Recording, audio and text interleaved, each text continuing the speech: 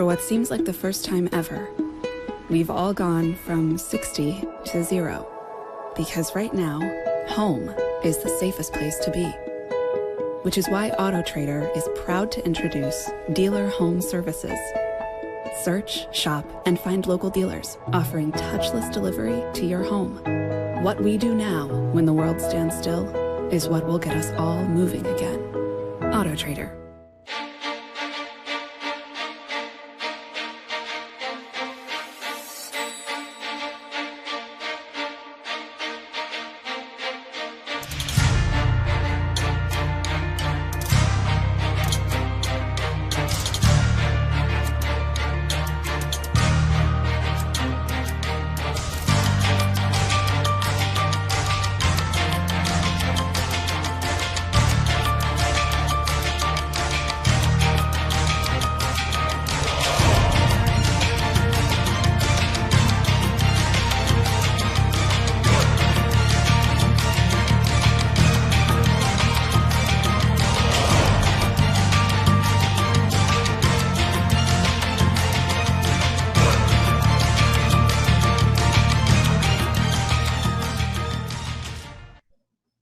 Hi, I'm Rob Harper, and welcome to NRN Plus Live Environmental Town Hall.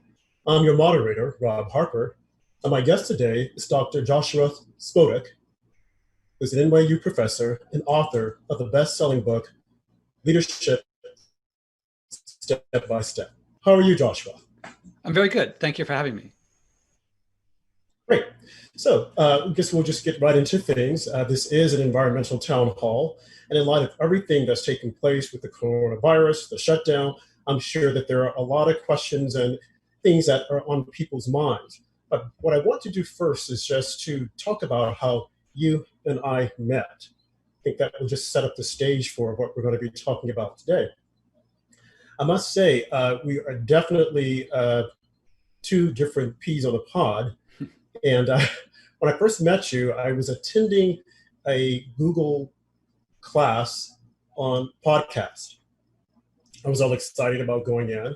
And when I walked inside the class, you greeted everyone and you started out by saying something related to the environment as to, are we environmentalists or something along those lines? I can't remember it exactly, but needless to say, I gave the old eye roll and I had thought about leaving the class, but I'm like, okay, I'll sit here and I'll wait and I'll see what this guy has to say. So I sat down and you proceeded to, survey the class, the room and whatnot. And you started talking and you even said that you were going to talk to us about the podcast but you were going to approach it from how you started your podcast, which was on the environment. Again, another eye roll. And I kept thinking, what did I get myself into? I want to hear about podcasts, not about the environment. So you proceeded to talk about it. And as you spoke, you started giving us your background and whatnot. And I was sitting there with my handy computer and I was Googling everything that you were saying just to see, okay, who is this guy? And I say that to say that you never know who you're going to encounter or what you're going to encounter when you're out there on a day-to-day basis. And definitely, I did not anticipate encountering someone of Joshua's caliber who was concerned about the environment. I got to say that while I do believe that, we can all be better stewards of the environment, not to the degree I would say that some people are. Hence, Josh came in and started talking. I started listening and a mutual friendship formed. Would you say that's accurate, Josh? Dr. Spodek, Yeah. I'm sorry. Yeah, it was, as surprising to me as anyone else that you came up and talked about your background and where you're coming from. And I was like, that's not the usual person I would see here. And I wonder where he's coming from.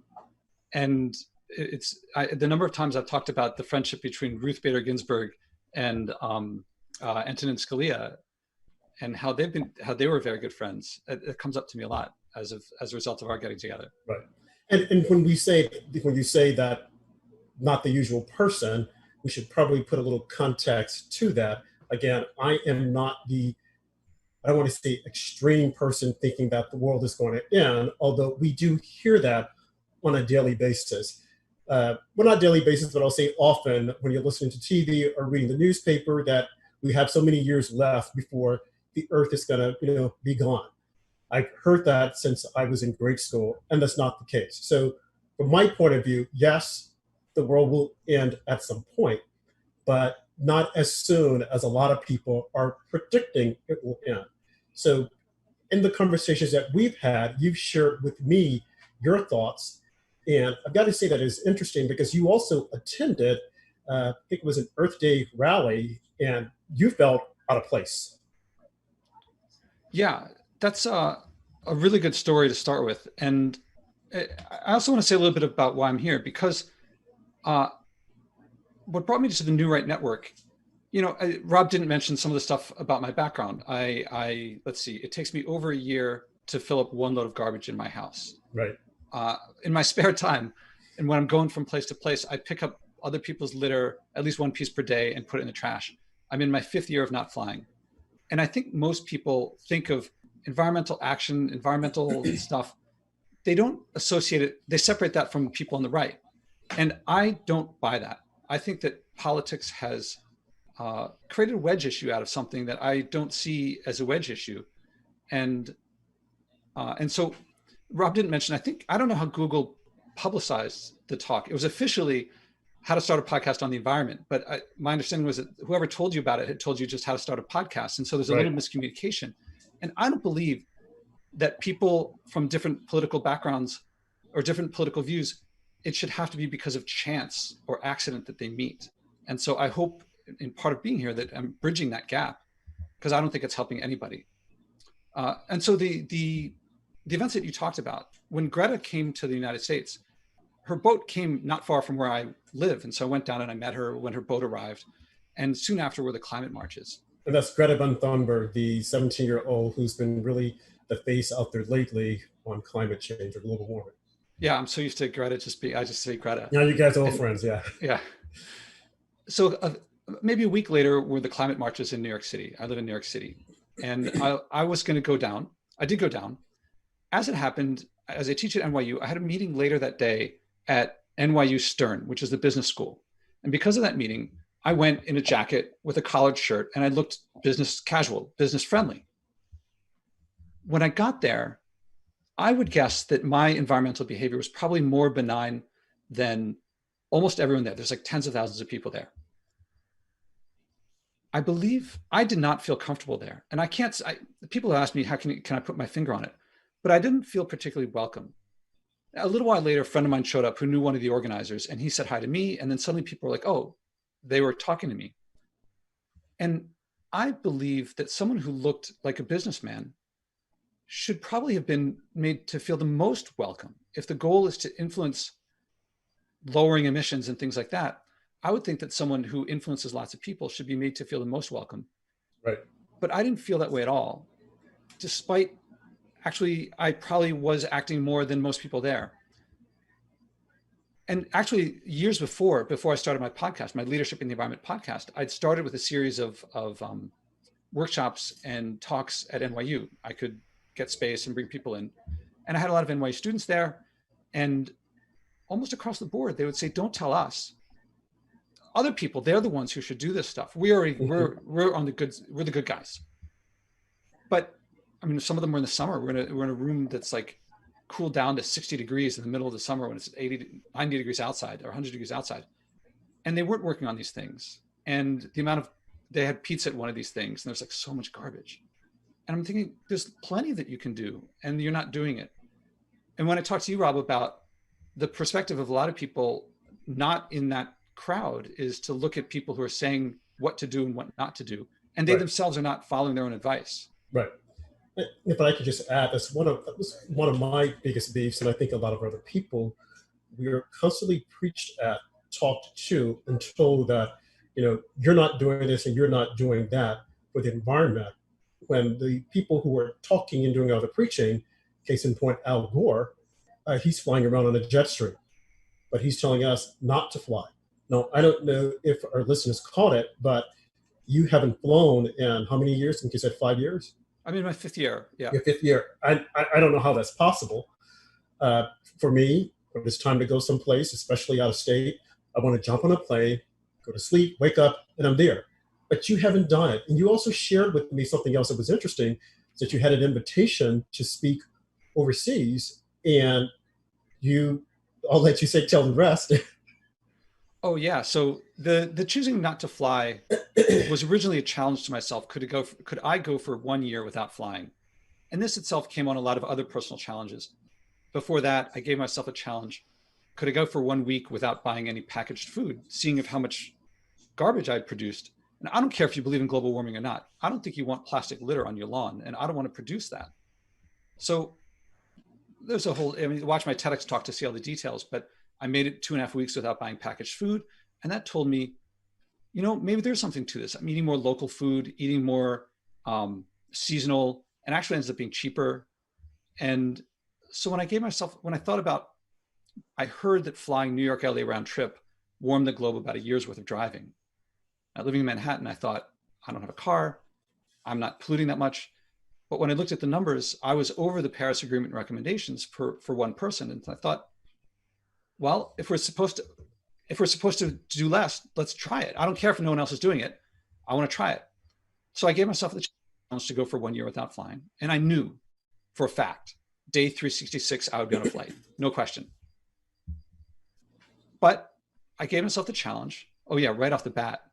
I had something coming up where I was being booked to speak in Italy. I had another one in Poland. And as far as family is concerned, my sister, there was a trip to Japan that she got really, really cheap tickets for. And suddenly I had to decline to go on these things. And I was like, what have I done?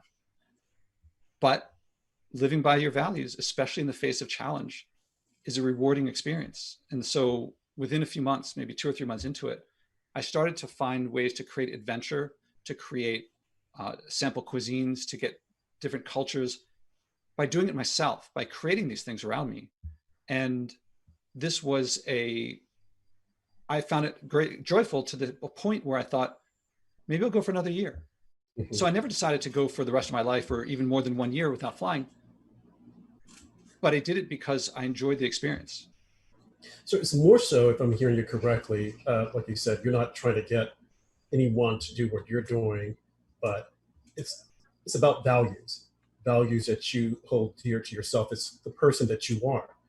And again, when we hear other people talking about it on the news or when we read the paper, even at the rally that you mentioned, because I also attended the rally, and I went with them down on Wall Street, and they were almost accusing people of pollution, not being good stewards of the environment. And me personally, I think it's a big turnoff. But your approach seems to be slightly, or not slightly, but completely different, because you're not out there preaching to people, on a soapbox saying these are the things that you need to do. It's more so, this is what you do. And don't you want to have an environment, a clean environment, and something left behind for your children and their children. Is that right? Yeah, there's a big difference between what I do to live by my values and what I do to influence others. And I'm happy if people use me as a role model. I'm happy if they look at me and say, oh, he's doing it, I can do it too. But that's not the goal. If I believe that if my plastic is going to pollute other people's worlds, I want to not pollute other people's worlds. So I'm going to reduce my plastic to the extent that I can. Am I perfect? I'm not trying to be, but I'm trying to live by my values to the extent I can. And each time I do, I go a little bit more. Separately from that, I do have the podcast. I do lots of speaking, and that is around influencing others. As you mentioned, I don't try to tell, I find it not useful to tell people what to do. Even if I feel like I'm totally right, I don't find it effective. Right. I have to ask someone. I don't even take for granted that they want clean air, clean water, clean land. Maybe they do, maybe they don't. Or maybe their understanding of it is different than mine. When I work with someone, I have to ask them first, what are your values? What do you think about? What does the environment mean to you? And if they say, I don't care, I'm not going to tell them what to do. Sometimes some of my guests, they'll say they don't care. And then when I talk a little bit more, something comes out. Maybe they don't care about one thing, but they do care about mercury in their fish or something like that. So I have to work with leadership. Starts with the other person, so where they are. Telling people what to do while you're not doing it yourself, right. I don't find that particularly helpful. It may work for others. I've not found it useful. So And you also have got to put into context here that you're also a leadership coach. You've written a book about leadership. And I think that, would you say that you use those skills when you're going out and when you're talking to people? Oh yeah, here's something I often say is that with regard to the environment, I see virtually zero leadership. And I want to distinguish leadership from management. Management is important at times. I mean, it's important lots of times. It's about compliance. It's about measurable behavioral things that you can see, and the goal of a manager is often compliance, getting people to do what you're told. Right. And it's the tools are usually like, if you do it, I'll pay you. If you don't, I will fire you. Leadership is something different. Leadership is more about values, beliefs, the stories we tell each other, images, not always so measurable. But management without leadership, that's like the DMV. It's not, not everyone wants to work there. Leadership without management, you're gonna have dreamers. And so I think a mix of both is very helpful, but I just don't see leadership. I don't see anyone, no one of renown that I'm aware of has acted on their values to the point where they have found what I found, the joy and connection and community of acting on your values. And therefore, I don't think they can share that joy. Right. So even Greta Van Thunberg, who's all 17 years old, who's being pushed out there as, to me, and I know we'll probably disagree, that she's like an expert on the environment. We've got a question that just came in from a Demetria, who said, what are we getting right about the global warming? So we're talking about it. What are we getting right, and what are we getting wrong? What are we not doing? Because you said you don't see any leaders that are out there. So are we doing anything right? Are we doing anything? Well, so I think there's a lot of people with the right idea at heart. They really want to change things. I think, and there's a lot of things seem to be accelerating. I mean, when I was a kid, people had a sense of there were problems, the sea levels might rise. I think now people, you and I might disagree, but I think the signs are clear that the sea levels are rising, and people want to act. I think one of the things that we miss is that we focus on things like carbon dioxide, methane, nitrous, greenhouse gases. These things are important to measure. They have no volition of their own. Carbon dioxide just merely bounces off of things. It doesn't have its own, it has no choice. It's reacting entirely to our behavior. Our behavior is, we have choice, we have volition. And our behavior doesn't come from just nowhere. We don't act randomly. We act based on our beliefs, the stories we tell each other, our goals. And if we want to change the results, we have to change the causes. And if we don't change our beliefs internally, all these things react to our behavior. That's where to focus on. The challenge of changing people's behavior is not how much carbon dioxide there is. I think it's important to know these things. Right. But it's, what are the stories? What are our goals? What are our beliefs? How do we change those? Or if we have beliefs and goals to be more stewardship, to steward more, how do we reprioritize so that we act on these things more? These are the domain of leadership much more than the domain of science. If you want to get to, I mean, it's similar to if you want to go to the gym or you want to change any habit of yours, if you want to quit smoking, it's not just smoking causes lung cancer. If you know that, there's plenty of people know that and want to change, but that doesn't necessarily change them. It's who do you spend time with? Do you associate cigarettes with Humphrey Bogart, as we did when I was a kid, or with lung cancer, as people tend to now? Right now, I think people generally associate stewardship. I don't know any role models that are out there who are behaving in stewardship. It's very rare. Right. And that's interesting that you would say that. You can't think of any, but yet still we are bombarded with a lot of people. Every so often we're coming up on Earth Day, and people are always pointing the fingers saying that you didn't get this right. And it's the left or a right thing, with the left saying that the right definitely cares nothing about the environment. And I don't think that's necessarily true. I think that people take different approaches. Your approach is definitely not something that I would probably, buy into. And you and I, we've spoken about this when you gave me the challenge of I said that I'd like to separate my glasses from plastic when I'm putting my garbage out. That's something that I enjoy doing. I don't necessarily think that I would enjoy going outside and picking up paper or trash. I don't like to see it there, and I would pass by it I mean, it bothers me when I see it, but I don't think I'm at that point to do it. And again, it goes back to a lot of the people that are telling us that we're not good stewards, or we can do better, and that we're not doing a good job are the same people who are plastered up there as seemingly role models, that they're doing it, you should be able to do it. And a lot of these individuals are Hollywood big shots. Uh, Again, Al Gore comes to mind, who has a mansion. It takes a lot to heat that mansion up, who flies around the Gulf Stream, and just so many people. And I don't want to just point them out, but they're easily at my fingertips to say, hey, look at him. Because he even did a movie, I think, on climate change. And I can comfortably say, from just looking at the information online, he's like almost a multi-billionaire for marketing this. And where has it gotten us? What has he done? I remember some time ago, Ted Turner, his then wife Jane Fonda, arrived at the Oscars in I think a Lincoln Town car, where everyone else came in limousines. These are the same people who are preaching we need to do a better job. So why should I sacrifice, and not just me, but other people are looking at this? Why should we go without? Why shouldn't we fly? And they're going to fly. So how should I get around? Just walk around, and not have a car? And during the same time frame, you had people with these huge gas guzzlers driving them around, but yet and still they were telling others, don't do it. And of course, someone would say, well, yeah, if someone tells you don't jump off a bridge, would you do it? But it's just the inconsistency of the message. And when I met you and you and I spoke, it was something completely different. And it wasn't that you believe this way, I believe this way. It was more so living by your values. So that was something that I felt, let's explore that a little more. Let's talk about it.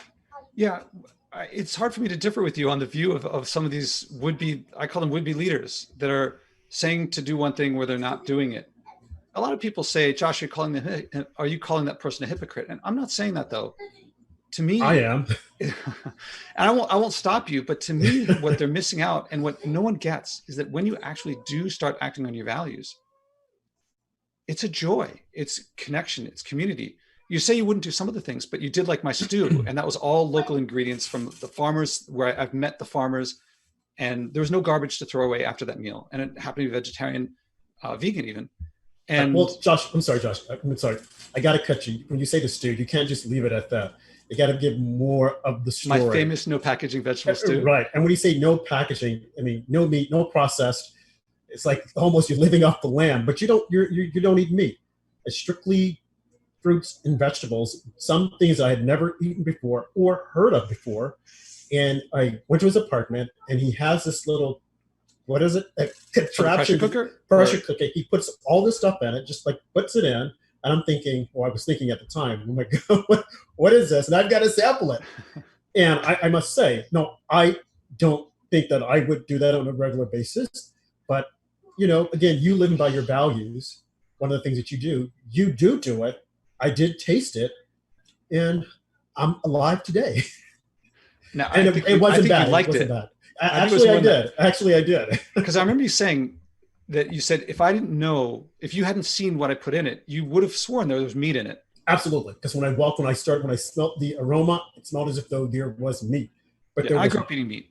Uh-huh. And now you talked earlier about you might not pick stuff up off the street. I got to tell you a story about this woman who, she was a New York Times writer, and she came to me to work with me. And I said, if you want to work with me, I want to go through the process that I go through with people that I went with you, that you described. And she came out and she said, for a month, I should say, she lives in Westchester. Near her house, there's a park, and she would every day go for a walk in the park. Mm-hmm. And there's garbage in the park, just litter in the ground. She doesn't like that. But she described herself as a germaphobe and doesn't like she never thought of picking it up because she doesn't want to touch it. But she committed to picking up trash, or she said, maybe I could pick up that trash, but I don't want to touch it. And I said, well, what about a glove? So this is before the virus. So she goes, yeah, okay, let's do that. She says for a month, she's going to pick up at least one piece of trash per day. She's already walking anyway. A month later, I talked to her, how'd it go? And she says the first day she went out, she felt great because she was cleaning up her neighborhood. And she said it was either the second or the third day she went out, and she headed out, she carried the bag, but she was into the walk before she realized that she had left her gloves at home. she liked the experience of picking up the trash so much before that she just said, oh, whatever, I'll just pick up the trash with my hands. Mm-hmm. She had been doing this. She'd been seeing the trash for years and not doing anything about it, feeling like I don't want to touch it. All it took was 1, maybe 2 days of trying and acting. And she got over the germophobia. And this is, like you said, this is before the coronavirus. This was a year or two ago, yeah. A year, okay. And this is what nobody gets across. Even Greta talks about panic. I'm not going to, that's her strategy, but what no one shares, at least that I'm not aware of, because I don't think anyone's experienced it, not of the very well-known people, that when you act on it, you're going to really enjoy it. Like, I really had no idea how to cook from scratch before. I mean, there's pictures of the first times I'm boiling beans on the stove. But Josh, you said you're going to enjoy cooking or enjoying picking up the trash? Both. Okay. If you see me picking up trash off the ground, the signal probably goes to the dirt part of your brain. But I'm cleaning up my neighborhood. I'm cleaning up my neighborhood. I would say God bless him. It goes to the clean part. Right. I would say God bless him. Like, he should come to my neighborhood. Although I don't have much garbage, but I would say, wow, that's impressive. But most people don't think that. And in today's environment with the coronavirus, I mean, are you going to still pick up trash? Oh yeah, I'm out here at my mom's outside the city, and it's semi-rural, and I walk every morning. I walk out and pick up at least a couple pieces of trash. Purposefully, I want to point out, I would not do this. I would prefer to live in a world where people didn't litter so much. Right. Well, and so I don't really want to, but given that it's there, that after I do what I do, the world, I believe, is cleaner than it was before, and I like cleaning my world. So I would prefer I could snap my fingers and it would go away. I can't do that. Right. So you want to live in a clean world. You enjoy going outside and picking up a little trash here, a little trash there. Maybe, we can start a movement with people picking up trash. You can reach out to some of the big entertainers, Oprah Winfrey. I don't think I could probably see Oprah Winfrey outside picking up trash. But, I mean, when it goes back, again, leadership, and as you and I have talked and said so many times, and when I say Josh and I call him Josh because I know him so well now. I feel like I know him so well, as opposed to say doctor. So, but you should look at some of our other podcasts, and we talk about this, about going out, making a difference and doing different things. So again, talking about leadership and going out there, being the leader. How can leaders lead in the space? Because I know that's one of those things that's very dear to you, to get someone to say, hey, this is what we need to do. This is what we're going to do. Yeah, I have to tell you, the number of times that I wanted to give up and quit was especially after talking to NYU, especially after going to the climate march. I was like, all right, you guys don't care. You're not going to do it. Fine. Go let it burn or whatever. But leadership is like that. Right. The challenge is not, how do we get more facts out there? Managers do that. That's fine. That's important. Mm-hmm. Leadership is about, sometimes you have to do it first. Sometimes you have to come from a place of compassion and understanding. I mean, you don't have to, but that's the way I work. And, I got to tell the story about, you were talking about influencing other people who are influential. So on my podcast, that's a big part of my strategy. You've been a guest on my podcast.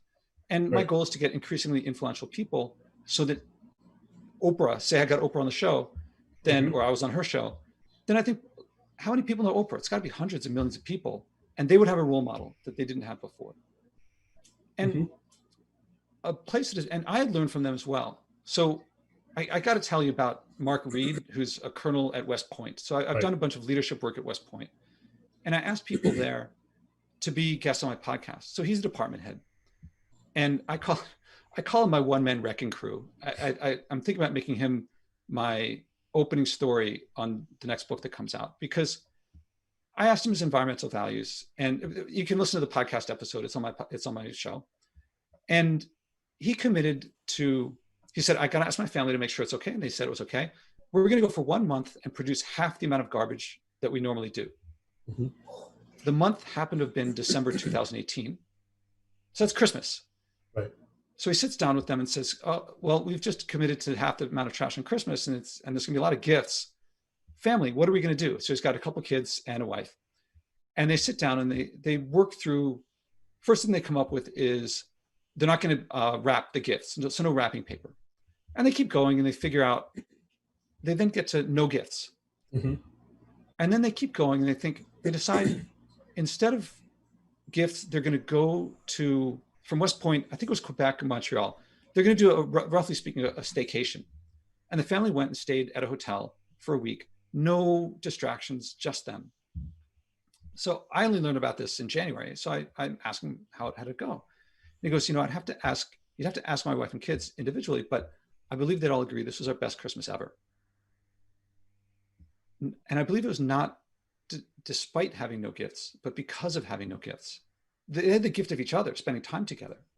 And the reason I call them a wrecking crew is that when I talk to people about the things that I do, about avoiding flying, avoiding packaged food, picking up garbage, a lot of them say, oh, I can't do that. If you had kids, you would know that that's not possible, Josh, because I'm single, I don't have kids. Or they say, we have to understand my culture, or my company doesn't allow it, or my family. And all of these excuses applied to him as much as anyone. I mean, West Point is not a bastion of tree huggers. His job is to defend this nation, and he will put his life on the line for it. And he's got a family, and all of these things all contributed to him leading his family, being led by his family more, and having the best Christmas. And Christmas is, in this country, it is not a ascetic holiday. It's about giving, gifts, often material giving. And this year, actually, I talked to him in January 2020. So in December 2019, his son, who normally would say, what's my gift for Christmas, was, where are we going to go and spend time together? Right. And the cadets, I mean, he's very open and brings the cadets to his house and they meet, and he shares these stories with the cadets. And this is being shared. This is something that is, I think if I told him, do this, I don't think I would have gotten that. And he wouldn't have. And if he said to his family, you guys have to do this, it wouldn't work. Right. But I mean, everyone at West Point, the faculty at West Point, are among the best leaders in the world. And so he knew what he was doing.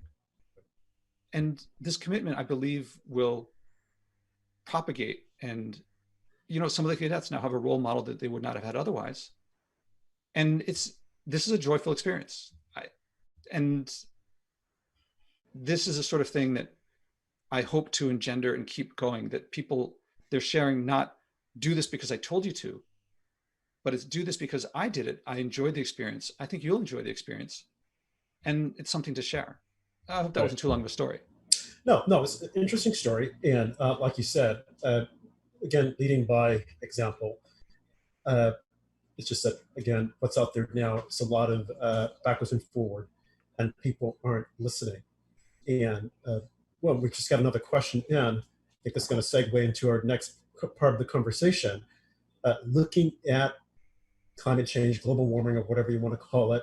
Some people believe it, some people don't, some people think it's a bunch of malarkey, but clearly there's something that's happening, perhaps not to the degree that some want to scare us into believing that it is. And again, you're not one of those individuals, but some of the questions that we have that are coming in are related to the climate and COVID-19, Chinese virus, Wuhan virus, whatever you want to call it. It is a virus. And it has us in isolation in the United States and around the world. A lot of people want to know if that has anything to do with climate change and global warming. Now, we've been told that the virus originated in a wet market in China. We've also been told from investigations that the government is looking that there was a lab in Wuhan, China, and they were careless and it got out. This person went to, I guess, the wet market. Wet market is where you go and you buy like fresh, I don't know if you say fresh meat, but just meat living that was meat. Right, just living meat, right. Yeah. And it got there and then it just started to spread. And we see that it has crippled our society. It has crippled the economy. And people are wondering, will it change? And some of the questions that are coming in, I think one from a gallery is that, we see here, how will this affect schools? Our kids going to school? A lot of kids are out of school, and a lot of parents, educators are concerned, rightfully so, as well as parents. Now, I know that you're not an expert on the COVID, but you have done a lot of leadership courses and looked at the environment. So what are your thoughts on that? Josh, Dr. Spodek. So you said a lot, and I'm going to focus on one part, which is the cause. And because from a leadership perspective, there's Jim Collins in his book, 7 Habits of Highly Effective People, talked about the difference between urgent and non-urgent, important and non-important. And most people spend their time, and right now I think we should, on urgent, important things, saving lives. Right. But we're solely focusing on that. And if you look at leaders who have led through great crises in the past, JFK, Churchill, people like that, they also, even when things are urgent and important, they're able to look at the non-urgent important things. And to me, the big non-urgent important thing is, where did this virus come from? How many other viruses are, if this one came, could other ones come too? And what can we do about that? And my understanding is that this one may have come from a wet market, and it may have come from a lab. I don't know one way or the other for sure. But there's been an increase in pandemics since over the past several decades. And my understanding is that the cause of it, there are several causes. One is encroaching into wildlife territory. Another big one is when you put a lot of animals together and put them near other animals together, you breed viruses and you cause mutations. And when people are around, you cause it to jump to people. And so there's a swine flu that came from the United States a few years ago as well. These causes we can easily act on. Remember what I said before about, from a leadership perspective, it's not the carbon dioxide doesn't have any volition of its own. It's our behavior that the CO2 is reacting to. Likewise, the virus has it doesn't even have a little flagella. It purely goes, it reacts. There's nothing that it has no mind of its own. It reacts to our behavior. And if we did behavior that causes viruses to propagate and mutate and jump to humans, then if we got one, we can get others. And we're getting more and more all the time. That is, in my perspective, from a leadership perspective, is how do we prevent future ones from happening? Even if we got a vaccine for this one tomorrow, if we just get another one soon after, we're going to keep having to cure and cure and cure. How about we stop it from happening in the first place? And we can do that. We can stop the behavior that's causing the viruses to do so, to grow and mutate and jump to us. I say shut down that country as soon as possible. We've got another question from a VL Ellis. She's asking, similar to the same thing in education, as it relates to COVID-19 and education, it is frightening to think that reopening prematurely the schools could spike the numbers. What are your thoughts? And before you answer that, I think we also have a video from Florida, from Mr. Richard. We could roll that tape for everyone to see. I'm sorry, hey Josh, Sam. My name is Sam Bloodworth from Russellville, Arkansas. And thank you for fielding our questions and having an interest in our concerns. With the current situation with Corona causing food shortages or temporary food shortages because of transportation and food processing plants closing down, how important is it for individuals and communities to develop more locally sourced food? And also, on a bigger scale, with foreign countries buying up our farmland, for example, China is about 30% now. Do you think that is a major issue going forward, since we've had major trust issues with them, with our intellectual property and that type of thing? What are your thoughts? I'd love to hear it. Thank you. That was a lot in that. Yeah, so he touched on a lot of different things, but the locally sourced food I'll start with. I talked about this a bunch already. My typical message is I've tried it and I'd like it much, much more. I think from a personal perspective, knowing your farmer, and where I am now, there are farms around me that are going bankrupt. And the supermarket near me has stuff that grows here from Argentina. I don't think that's particularly healthy. This is me not speaking, certainly from an environmental perspective, but also from a business perspective. And if I could just add, I don't think that's good at all, because I see it at the local supermarket. You go in, where did the fish come from? It came from China. Where did it come from? It came from Mexico. I'm like, wait a minute. We have fishermen here in the United States. Why can't we utilize those fishermen? Go ahead. Yeah, and I belong to a CSA, a community supported agriculture. So I know the farmers. One of the highlights of my summer, and I hope I can do that this year, is around Labor Day. It's give or take a week or two. There's a bus that goes up from the city, and we go and meet the farmers, and we walk in the field, and I pick the cherry tomatoes from there are just incredible. There's no way you can get flavor like that shipping it in from California. To me, and I got to say that up until I gave myself that challenge of avoiding packaged food, I didn't know or care where my food came from. I just looked at the package and thought, if that looks like it'll taste good, I'll buy it. So I think that it's incredibly valuable to know your local farmers, to buy locally, to keep it local. I mean, get a mango every now and then, sure. But that to me is a very important thing. And I guess I'm swayed by my personal experience of how rich it has made my life in that way. And I'd love to go to the farmer's market. Right now, it's one of the safest places to buy food. Absolutely, because we know where the food is coming from. I mean, very few hands touching it in between. Yes.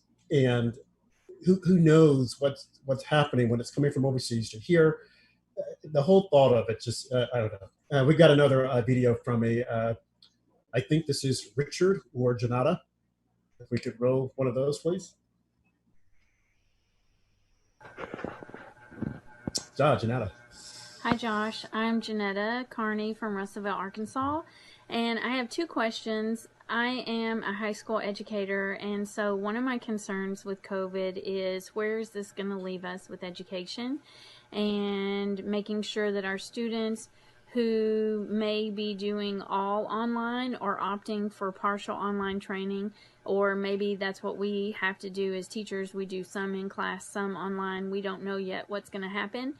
How is this going to impact their education, and are they really getting the best education they can without being in a classroom with their peers and with teachers that could help them and assist and also work with them with challenges that they may have? And my second question and concern is, with COVID causing us to have restrictions of social distancing and staying home, I'm concerned, especially as an extrovert, that people will become more sheltered and maybe even self-centered or protective of themselves because we're not socializing with other people. Do you think that that's going to be an impact on our society in the future, that we're not being as empathetic and compassionate as we can because we're not interacting with others? Thank you very much. There's a lot packed into that question. And Josh, what are your thoughts? It's a lot, and not just a lot that she said, but a lot that she felt. I mean, I heard a lot of caring and what's going to happen. And I guess there were two parts. The first was on education in general, but also the social part of things. And I'm a university professor. I've also taught a little bit of high school. And so I have to approach this from a couple different directions. One is environmental about the virus, but also as a project-based learning, active experiential educator. The system of education that's based on more and more tests, more and more sitting in rows and complying, I don't find that particularly effective. And I think that there's a challenge. If you're teaching to the test, you have to make sure that everyone learns every little fact so perfectly. I'm not so sure. I think there are great problems with that, independent of anything else. But the people that I know who teach project-based or problem-based learning, those schools and those teachers have shifted over no problem, because it's about self-directed, student-directed learning. The students they're still there. They don't have to be told what to do all the time. In fact, I just met with my nephew earlier today by phone, and he's starting to take the class that I normally teach at NYU, and it's very easy to do. And I told him, if you want to bring your friends on, I can teach them as well. I hope that this leads to more project-based learning, to more active learning. I met a guy who lives near here, and his son he's now homeschooling his son. He took this, he's just saying, I'm going to teach my kid myself. Right. And he said he had no idea how good his son was in math, or how counterproductive the school was in teaching math, that his son was bored and underperforming. And he thought his son wasn't doing so well because maybe his son wasn't that strong. On the contrary, he was very strong. And so he said, when September rolls around, he said he's not going to put his kid back in school. He's going to homeschool his son. And I said, that's very interesting. How did you, if you learned that now, what were you doing before? How come you didn't learn this earlier? And he said, well, I don't know. Before I was busy. Busy with what? He said, I don't really know. I guess making enough money to support the son. But now he's able to do what he was doing before. I'm sorry, he doesn't need to do the stuff he was doing before. What he was doing before was distancing him from his own son. And when he actually spent time with the son, he wants to get rid of that other stuff that was wasting his time. Right. I think we're going to see a lot more of that. I hope we see a lot more of that, where communities, if you're not going physically to a school, that you're learning from your parents, from your family, from people around you. My sister in Queens has 3 kids.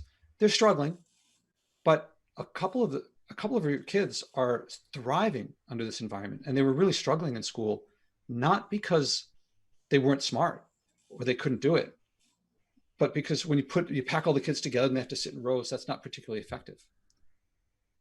She also talked about, I hope that covered, I believe that there are ways of teaching that we can teach through this student-directed, self-directed, project-based learning that, in my experience, works very well. And I've been able to teach online as effectively as I teach offline. Now, university is different than younger students. Right.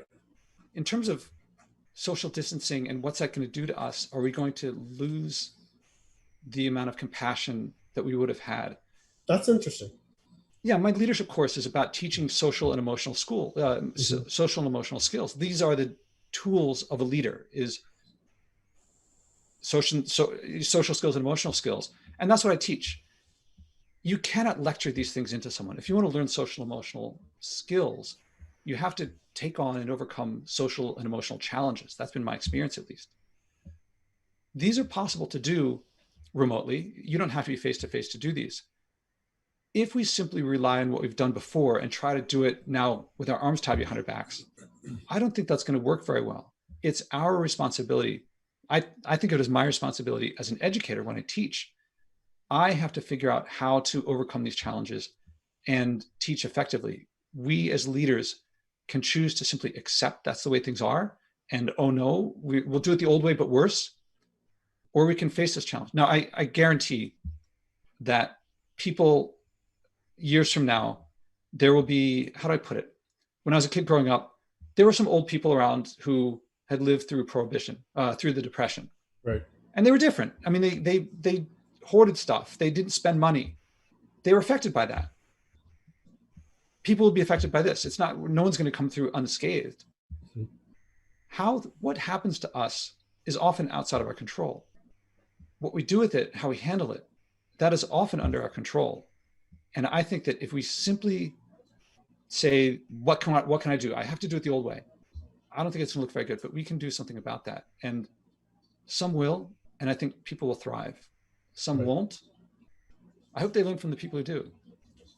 Right. I mean, these are extraordinary times, and that's one of my concerns as, what happens after this, once this is all said and done, because to me, it seems as though we're pushing, I know the whole thing with social distancing so that people don't get the virus, but too much of that and the prolonged effect on people. We're humans. We want to touch, we want to feel, we want to hug each other. And if it lasts too long, there will be an entire generation that will lose that touchy-feely and will have no empathy or feel nothing for other people. And that concerns me, that's going to be taken away from us because everyone is afraid to be next to the other person.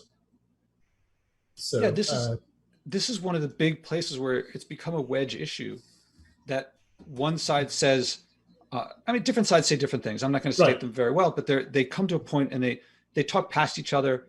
And it's something that you and I think is fostered our friendship, is neither of us likes that. We at least can talk and not talk past each other. Right.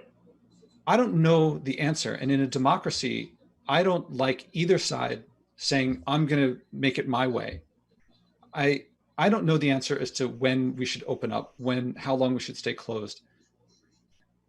But I believe the way to resolve it is to foster more communication and to come to an agreement. Some people are not going to be happy with it. Some people are going to be more happy with it. Right. But we're a democracy, and I like that. I'm a fan of that. Yeah. And I want to get through democratic. I don't care how right someone thinks they are, even if I agree with them. I would rather we work it through and come to an agreement through ways that everybody agrees are fair. It's hard for me not to think of John Stuart Mill and Liberty here of you don't know your idea if you haven't shared it and had it challenged. I think a lot of people just haven't had it challenged. I believe there's a lot of things that I agree with more on one side than the other, but I know that sometimes, even if something goes my way, I want someone who it didn't go their way to feel like, well, it didn't go my way this time, but next time it might. I still want to keep working together because I know it often doesn't go my way, but I don't want to feel like I'm not a part of it anymore. I still want to feel like I'm a part of it. I still want to feel like an engaged citizen that learns from others. Right. And sometimes it works, sometimes it doesn't, but I'm not going to try to hit people over the head. Right. Well, Josh, we have one more video from a person who has a question regarding, again, the COVID-19. If we could roll the tape. Good evening and greetings from the great state of Florida. 2 questions about the coronavirus. The state of New York has a population of 19.5 million people, while here in Florida, similarly, we have 21.5 million people. Both states very similar as far as population numbers. Yet in New York, 153,000 people contracted the coronavirus, while here in Florida, only 50,127 people contracted the coronavirus. What do you think was the biggest contributing factor to such a drastic difference in the numbers? And what do you think that Governor Cuomo and Mayor de Blasio could have done better to keep those numbers from being as high as they are? Oh boy, I don't know if you want to touch that or not.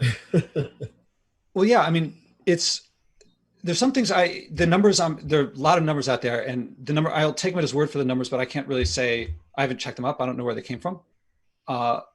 There's a couple things. Oh, actually, first I have to talk about Cuomo and de Blasio, that what could have been done. One of the big things was to act earlier. I think that as far as I could tell, the information was clear. Oh, and to themselves, do what they say. What you and I were talking about earlier about the other would-be leaders was that de Blasio went to the gym after his advisors were saying, don't go to the gym.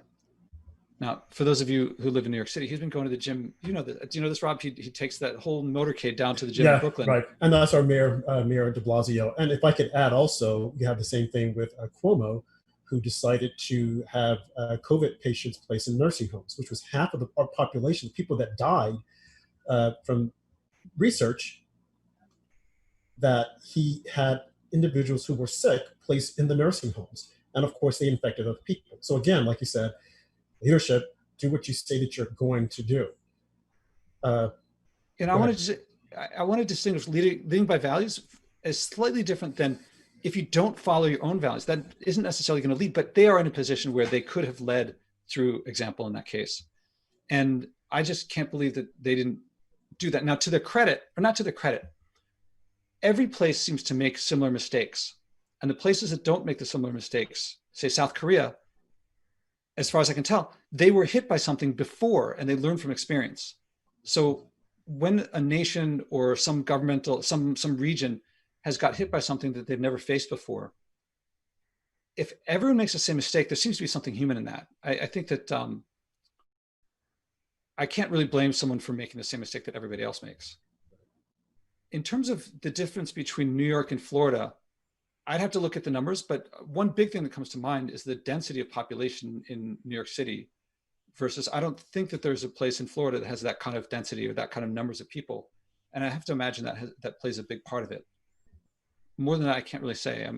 That's a level of detail that I can't speak to. Well, Josh, I got to say that this has been really good. I'm glad that you decided to come on the first NRN Environmental Town Hall. Hope that we departed a lot of knowledge to the viewers and listeners. definitely you could look Josh up on his blog. Josh, can you mention your blog? It's joshuaspodek.com. Mm-hmm. And also, I also have to mention my podcast is there as well, yes, and my TEDx talks too. Absolutely. And you can follow me on Twitter, RobJH1. Thank you. This has been NRN Plus live environmental town hall. I hope you enjoyed it, and we hope to hear from you or see you soon. Thank you. Thank you.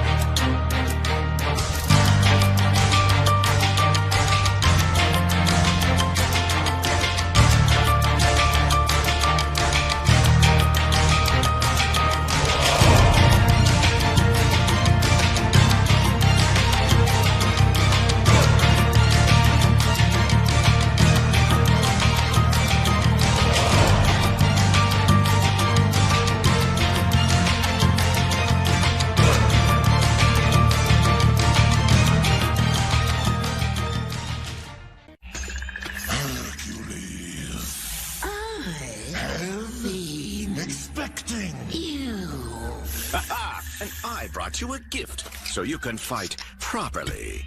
Red Bull. Oh, how nice Of you. but also Rather. stupid. Mine. Mine. No, mine. No, mine. Mine. Mine. Red Bull gives you wings.